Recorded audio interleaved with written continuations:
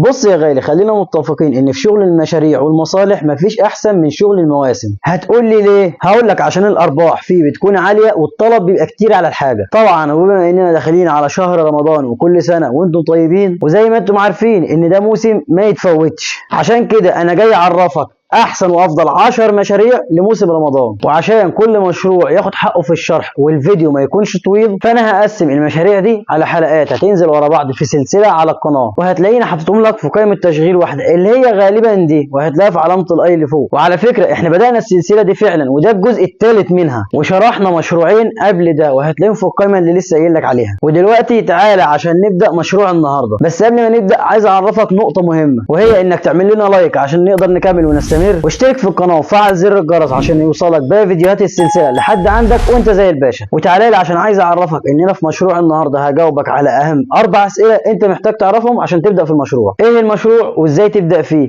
اجيب بضاعه ومستلزمات المشروع منين؟ ايه الطرق اللي هعرف ابيع بيها البضاعه؟ وامتى ابدا المشروع وامتى اوقفه؟ طيب نروح لاول مشروع، وهو ايه المشروع وازاي ابدا فيه؟ المشروع عباره عن بوكسات هدايا رمضانيه، وده مشروع رايق قوي الصراحه، لانه بيكون عباره عن هدايا من اختياراتك او اقتراحاتك بتكون جوه البوكس. طيب الهدايا دي بتكون لمين وعباره عن ايه؟ البوكس ده بيكون لاي حد عاوز يقدم هديه لشخص، سواء مراته او بنته او خطيبته او ايا كان. طيب بيكون عباره عن ايه او بيتكون من ايه؟ بص، في البدايه حاول تخلي عندك احجام مختلفه وتسعيرات مختلفه، يعني عامل بوكس ب 500 وبوكس تاني ب 1000 وهكذا. كل منطقه سعريه معينه ليها بوكس معين. طيب ايه اللي ممكن يتحط في البوكسات دي؟ انا هقول لك على شويه امثله وافكار يساعدوك، بس ده على سبيل المثال مش الحصر. ممكن تخلي حاجات ثوابت معاك في كل بوكس، زي مصحف ملون، فانوس رمضان، ويفضل لو بقى معدن، وكمان خاتم تسبيح. وفي حاجات تانية ممكن تتغير على حسب طلب الزبون، زي اسدال للصلاه، شوكولاته،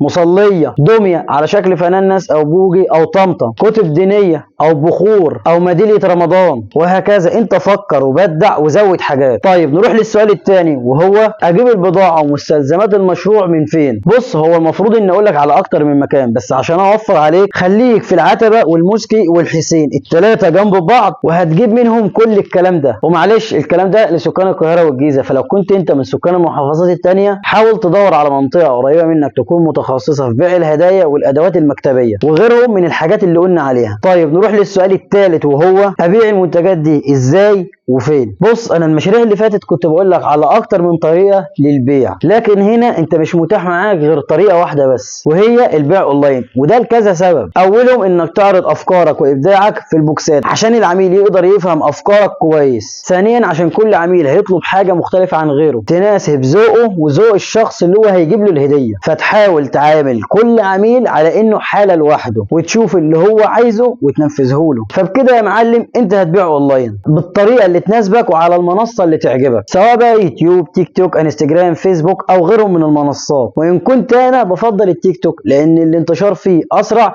والوصول فيه للمستهلك اسهل بكتير من غيره. طيب في نصيحه عايز اقولها لك، وهي انك لازم تهتم قوي قوي قوي بالشكل الجمالي للموضوع كله، سواء من اشكال والوان البوكسات، للطريقه اللي هترص بيها محتويات البوكس نفسه، او للصور اللي هتعرضها عندك على الصفحه. ولو كنت انت مش خبير في التصوير ما تستخسرش في الموضوع ده، شوف اقرب استديو ليك او مكان متاح للتصوير وخد البوكسات بتاعتك زي ما هي وصورها عنده. على الاقل هتاخد صور احترافيه تعرف تعرضها، لان صدقني في المشروع ده بالذات البيع كله بيعتمد على الشكل والمنظر. طيب نروح للسؤال الرابع، وهو امتى ابدا وامتى اوقف؟ هقول لك ابدا دلوقتي لان ده عز الموسم. وبخصوص انك توقف امتى، فنصيحه من اخوك، لو ربنا كرمك في الموضوع واشتغل معاك كويس وجاب لك ارباح كويسه، بلاش توقف وكمل، وخلي صفحتك عباره عن شغل هدايا، وغير في تفاصيل شغلك على حسب الموسم، وان شاء الله خير. طيب ايه هي باقي المشاريع بتاعه رمضان؟ هقول لك هتلاقيها كلها موجوده في القائمه دي. ما تنساش بقى تدعمنا بلايك واشتراك في القناه.